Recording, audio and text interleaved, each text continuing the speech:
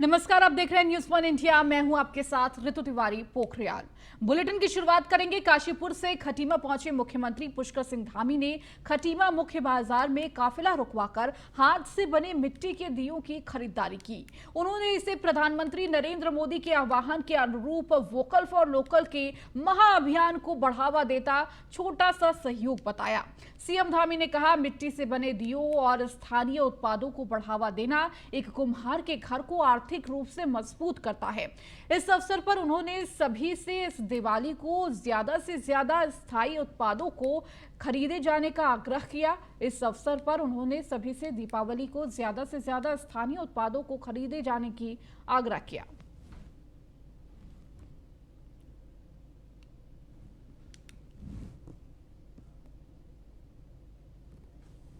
वहीं देहरादून में दीपोत्सव पर मुख्यमंत्री पुष्कर सिंह धामी सैनिकों के बीच पहुंचे। वीर सैनिकों के साथ दीपावली कार्यक्रम में प्रतिभाग किया। इसी दौरान सैन्य अधिकारी brigadier Gurveer Singh, major general Sanjeev Khatri और मौजूद रहे। सैनिकों में भारी उत्साह देखने को मिला। आपको बता दें, सीएम सैनिकों के समेत परिजनों के साथ दिवाली मनाने पहुंचे।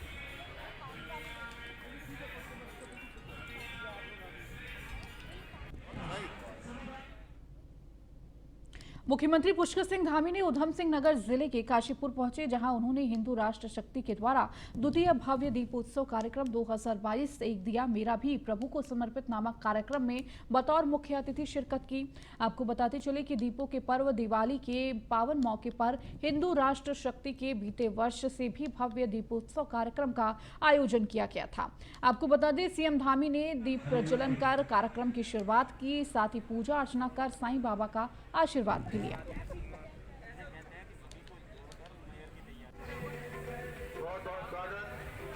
हार्दिक अभिनंदन। हमारे बीच मौजूद नई टिहरी में त्योहारी सीजन को देखते हुए जिला प्रशासन पूरे तरीके से अलर्ट मोड पर है। जिला अधिकारी डॉक्टर सौरभ गहरवार ने कहा कि दीपावली के त्योहार को देखते हुए पूरे क्षेत्र में बड़ी धूमधाम से मनाया जा रहा है।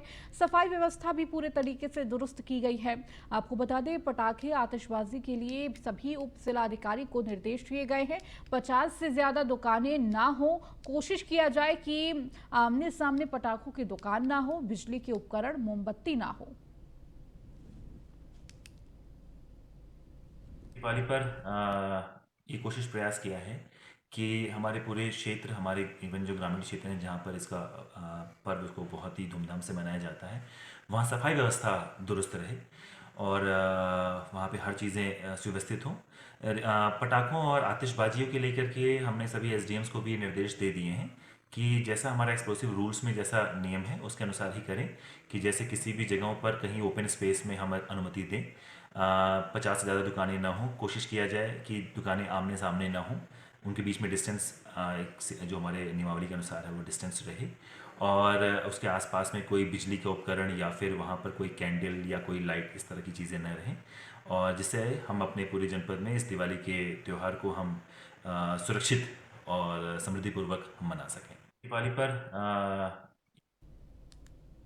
वहीं हरिद्वार में दीपावली की तैयारियां जोरों शोरों से हो रही है। न्यू सेंट थॉमस स्कूल में भी दीपावली के मौके पर बच्चों ने संस्कृति की झलक प्रस्तुत की। श्री राम जी की चौपाई ऋग्वेद के मंत्रों द्वारा बच्चों ने दीपावली की महिमा को बताया। इस दौरान कार्यक्रम में वरिष्ठ समाजसेवी अवनीश मिश्रा बतौर मुख्य अतिथि पहुंचे और दीप प्रज्वलित कर कार्यक्रम का शुभारंभ किया।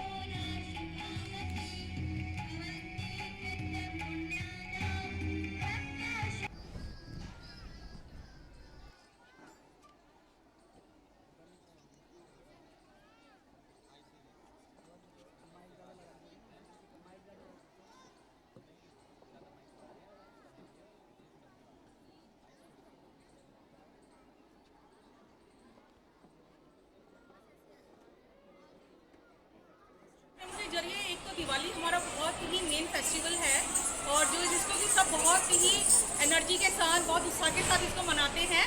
मेरे हिसाब से तो ये हमारा एक नंबर 1 हम इसको एक फेस्टिवल में काउंट कर सकते हैं। साथ में हमने जो है अपनी संस्कृति, जो कि हमने इंग्लिश मीडियम स्कूल्स हैं तो लोगों के मन में एक ये बात रहती है कि इंग्लिश मीडियम में केवल इंग्लिश चीज़ें होती हैं। ऐसा नहीं है, इंग्लिश फॉर्म में हम अपनी संस्कृति को भी सिक्योर करके रख सकते हैं। तो आज हमने तुलसीदास की रामचरितमानस से हमने जो चौपाइयाँ हैं, दोहे हैं, उसमें बच्चों को डांस परफॉर्म करवाया है और राम धुन के साथ डांस इसमें परफॉर्म कराया है। इसके अलावा क्योंकि ये लक्ष्मी गणेश का पर्व है तो हमने श्री सूक्त का, जिसको कि संस्कृत भूलते जा रहे हैं लोग, और बच्चों ने श्री सूक्त का पाठ संस्कृत में बहुत अच्छे से परफॉर्म किया, वो मुझे लगता है कि हमने एक संस्कृति को भी प्रमोट किया है आज के दिन। वहीं हरिद्वार के बहादुराबाद थाने के बाहर चल रहा कांग्रेसियों का धरना समाप्त हो गया है। हालांकि पूर्व सीएम हरीश रावत ने प्रशासन को 10 नवंबर तक मुकदमा हटाने की मोहलत दी है। इसके बाद उन्होंने फिर से धरना देने की बात कही। बताया जा रहा है कि हरिद्वार जिला अधिकारी विनय शंकर पांडे और एसएसपी हरिद्वार डॉक्टर योगेंद्र सिंह रावत उनसे मिलने बहादुराबाद थाने पहुंचे थे। बातचीत के बाद तय हुआ कि अगर जिला प्रशासन की आगामी 10 नवंबर तक उनकी मांगे नहीं मानती है तो कांग्रेस कार्यकर्ता एक बार फिर से धरना प्रदर्शन करेंगे।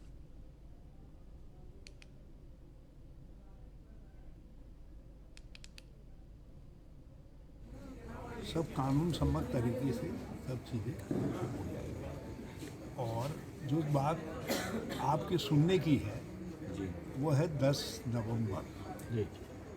यदि 10 नवंबर तक सब चीज़ें विधिवत तरीके से सेटल नहीं होती है तो फिर आपके तय करेंगे कि एसएसपी के वहाँ बैठना है, डीएम के वहाँ बैठना है या किसी थाने में बैठना है। फिर हम लोग तय करेंगे या किसी राष्ट्रीय राजमार्ग पर बैठना है। तुम लोगों को वहीं रुड़की के सिविल लाइन कोतवाली क्षेत्र के ढढेरा में चल रहे चर्च में फिर हिंदू संगठन के कार्यकर्ताओं ने हंगामा किया। हंगामे की सूचना पर पहुंची पुलिस ने मामला शांत करा दिया और बिना अनुमति के चल रहे चर्च के पादरी को हिरासत में ले लिया, जिससे पुलिस पूछताछ कर रही है। पुलिस ने बताया कि चर्च से जुड़े कुछ अन्य लोगों को भी कोतवाली बुलाया गया है।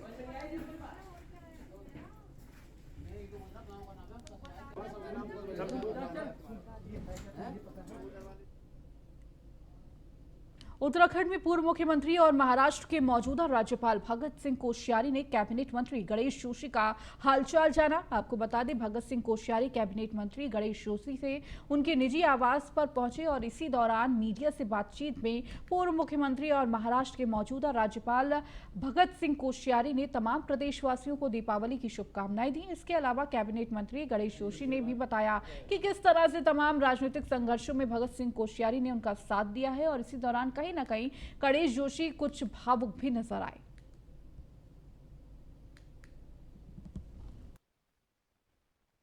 देखें, सबसे बड़ी बात तो यह है कि इस दिवाली के पूर्व बेला में देश के प्रधानमंत्री जी बद्रीनाथ और केदारनाथ धाम आए और देश के लिए सारे पर्वतमालाओं को जोड़ने की घोषणा कर गए। तो मुझे ऐसा लगता है कि हम सब लोगों को, जो भी प्रधानमंत्री जी ने गरीब से लेकर अमीर तक, छोटे बच्चे से स्टार्टअप से लेकर के बड़े बड़े इंडस्ट्रीज तक जो भी योजनाओं पर वो आगे बढ़ा रहे हैं, उन सब योजनाओं में सहयोग देना चाहिए और उन योजनाओं के माध्यम से देश को आगे बढ़ाना चाहिए। तभी लक्ष्मी 10-20 घरों में नहीं रहेगी बल्कि हर घर में रहेगी। उन योजनाओं को हम आगे बढ़ाएं। प्रदेशवासियों को दीपावली की शुभकामनाएं देता हूं, बधाई देता हूं।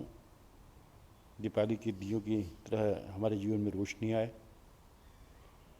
पिछले कुछ वर्ष जो हमने संकट में काटे हैं, कोरोना में अपने लोगों को खोया है, अपने इस मित्र को खोया है, कि हे प्रभु हमें उससे दूर रखें। और आज भगतदा जो कहूँ मेरे मार्गदर्शक भी हैं, प्रेरणा स्रोत भी हैं, जिनके आशीर्वाद से मुझे पहली बार टिकट मिला और जिनसे मैंने बहुत कुछ सीखा। आज जो मैं गरीबों के बीच में काम करता हूँ, गरीबों की मदद करता हूँ, युवाओं की मदद करता हूँ, महिला मुझ पर भरोसा, माताएं मुझ पर भरोसा करती हैं, ये भगतदाई की सीख है। भगतदा ने मुझसे एक बार कहा था, जब मैं पहली बार मुझे टिकट नहीं मिला तो भगतदा से मैं टिकट मांगने यहाँ पर आया था। भगतदा के घर जब गया, कि गणेश इस बात को तुझे टिकट नहीं मिला, लेकिन तू लगे रहे और जो तेरी महिलाओं में और इसमें पकड़ को रखना, तुझे अगली बार टिकट जरूर मिलेगा। और देशवासियों को दीपावली